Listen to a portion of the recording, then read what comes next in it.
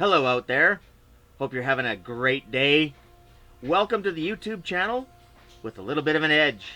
Talking about prepping and other great stuff. Mr. Cageko.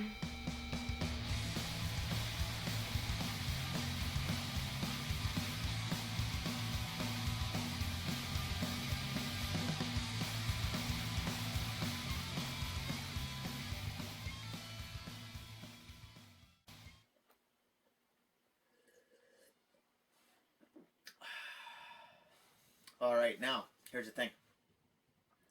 For self-defense and all that kind of wild super soldier tactical stuff, you need wild super soldier tactical training, weapons, gear, buddies, and stuff. You have to watch a lot of movies. Lots and lots of movies. No way around it.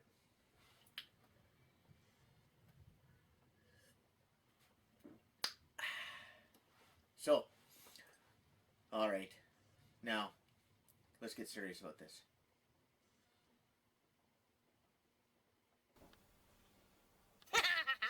Well, as you can imagine, I'm probably doing way too many things at once. I'm heading up to the area to do the video. I plan on doing some bear hunting. And I'm carrying this great big wood thing on the trailer that hopefully will carry a bear home. And then there's this place where a tree fell down and somebody cut it with a chainsaw just enough to get their vehicle through. And, well, I decided to remove it. So here I am, chopping away with an axe. Okay, let's get back on the topic of the video, which is discussing and showing getting in and out of a vehicle wearing a tactical vest, which we are going to get to in a short time, I promise. No, seriously, we will. So, how you set up your tactical vest is totally up to you. It may depend, like it does for me, on what your position is in your group. For instance, I carry an extra medical kit for taking care of other people's wounds and injuries. And I have a couple other things on my vest that other people might carry as well, because those are my choices. So, getting in and out of a vehicle is a little more difficult when you're wearing all that gear. And getting yourself comfortably situated in the seat to be able to, travel and move around and do all those things. So, we're going to talk a little bit about some of the movements that are going to hopefully help you if you decide that you want to be in these tactical vests and moving with vehicles.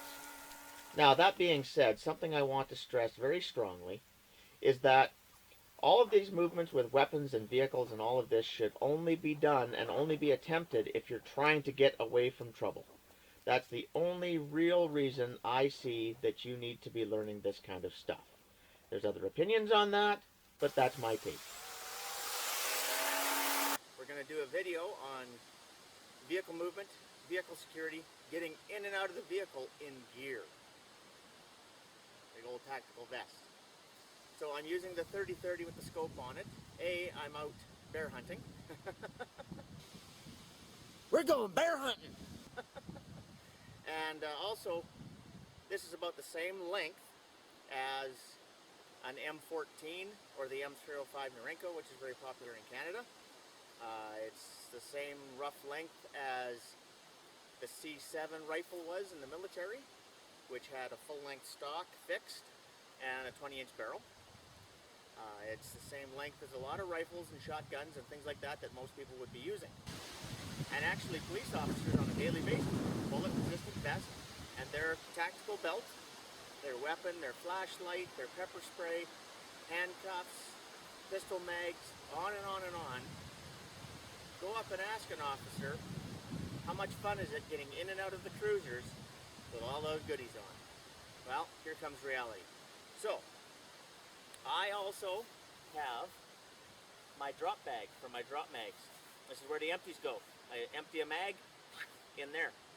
So that simulates having stuff in there. And getting in and out for me on this side, not being the driver, being the passenger, is something I still have to practice. Trust me, a bullet coming through glass can be bad on your eyes and your teeth and a lot of other things with all that shattering. So you might as well just have the window open, not have to worry about it. The windshield's a different story. Deal with it. Safety glasses. These aren't safety glasses.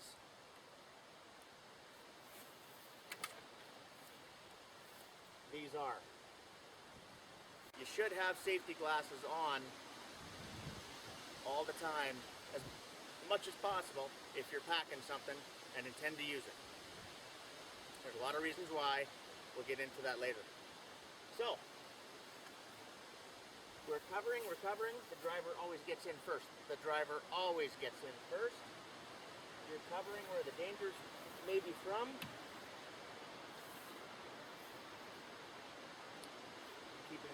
Keeping watch. Okay, the driver's in place. Everybody else is in place. These windows are open. Other barrels are pointing out.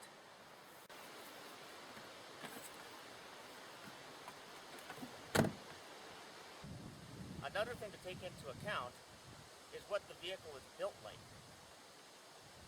This is a small, not totally small, but it's not a mid-sized vehicle. I consider this to be a small SUV. It has smaller doors. Now, bigger people fit in these just fine, but they're still not as big as the door on a full-size pickup, or something that's a two-door, not a four-door, that has a longer door, etc. So, the other thing to take into account, and this is true on just about every vehicle out there, there's a lip. You have to step up, over, and out. So, door swings open, coverage, up, over, and out. Up, over, and out. Your butt is still on the seat.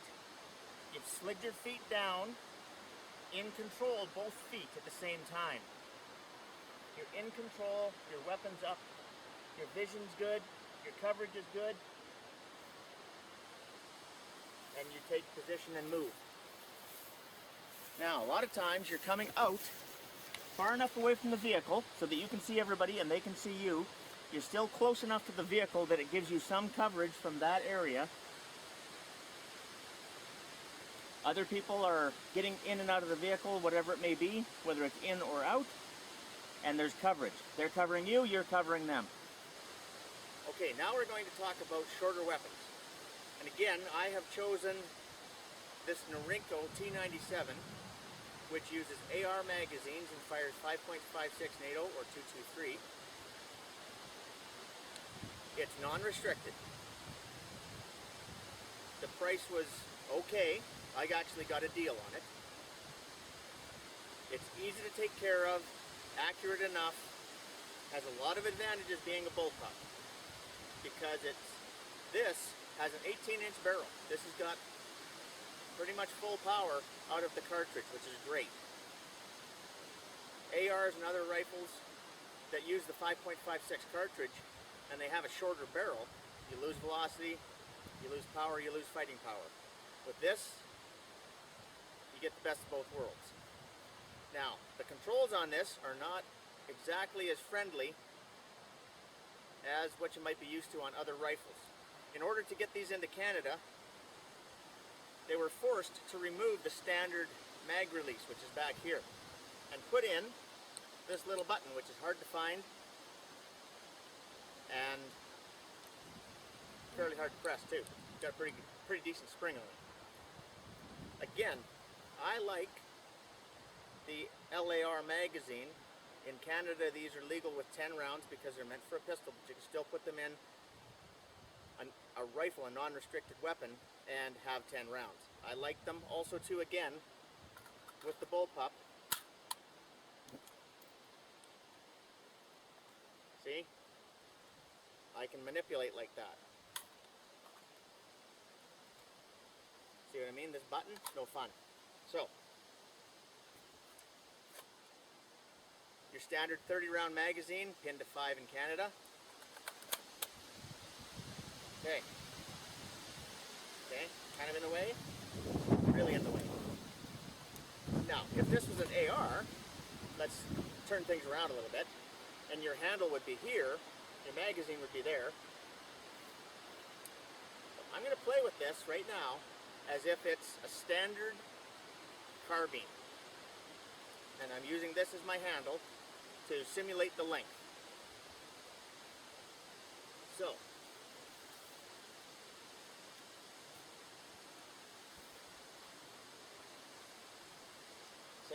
same rules apply. Now, this is a lot shorter than the 30-30 and or a standard length carbine. However, still a little longer, right? So let's show getting in and out of the vehicle with your carbine. Okay. Again, coverage, coverage, coverage. Now for me, again, I can do this. I can get away with switching to the other hand and covering the other angles. I can do that. And I can get away with getting in the vehicle and having full coverage of my shooting angles because I can shoot left-handed. Now, for those of you that are right-handed and can only be right-handed, fine, but you have to move your body differently. You have to move your body around. And in a tactical vest like mine, with all the gear I have on it, that makes it difficult. Now, yes, I have a lot of gear, and I have some gear that other people wouldn't have. But that's my choice to have this set up the way I have it. I can set it up like that because I can take advantage of using my left hand. Also, with the bullpup, I can take advantage of being short. The problem is right now the port is right by my face. And the rounds don't hit me. The rounds on these actually fire out straight. But the gas does. Burning, unburnt powder, just gas coming back, it's not good. That's why, again, I've chosen this for the driver. But I'll use it as an example to show you what's out there, what you can use, and make it work for you. If this was a standard length carbine, okay, the port would be up here. Okay, right in there roughly. Okay, and of course, we know, those of us who have used, that yes, an AR design, for example, or AK-47, CZ 855, 858, etc., on and on and on, Robinson arms, all that. The port up here, left-handed, you can still get away with it. I'm going to stay right-handed for driver. I'm not going to switch to left. First of all, the bullpup will burn my face and I don't like it. Second of all, I have to be ready, less movement, less things to remember all the time. The driver is always the first one in the vehicle and the last one out. End of story. Driver gets in first, gets out last. The longer the driver's behind the wheel in control of the vehicle, able to move if something happens, better off everybody is. We're getting up to the vehicle. I'm the driver. And as the driver, I'm looking where I'm going, where the vehicle is pointed. That's my focus. Now, here's another reason I have the bullpup. The driver now is covering for the other people getting in and out. Because remember, the driver is the last one out. So, the driver is looking, keeping an eye on things. So now the driver is the last one out. Full coverage, covering my zone. I suggest that the driver's zone be from dead center forward to 90 degrees. And that's the way it should be. The other people behind you are 90 degrees to dead center back. The driver gets out, dead center forward. As you move, you're covering dead center forward, 90 degrees to the side. It's best if you still stick to your quadrant. Depends how many people you have. If there's only 2 of you, you have a larger area of coverage. If there's 3 or 4, the third person always on the driver's side.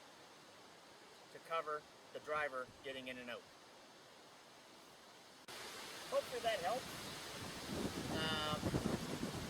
There's lots of opinions on all these things. This is how I train. This is what I do. Some of these things come from things I've learned before. Others come from things I've decided to do my way now. I don't have people of higher rank or more authority above me making decisions on these kinds of things anymore, or training me in a certain way. I have to look at this from a different perspective now, and I have to think about training people who don't have that kind of training. So simplifying as much as possible, getting the good coverage as much as you can, moving forward. Hey, sorry about the audio there at the end, folks. Not much I can do about it. It's just the way things happened that day. The weather got out of control. But hey, thanks for watching. Please subscribe. Hope you enjoyed. Mr. Cageco. See you later.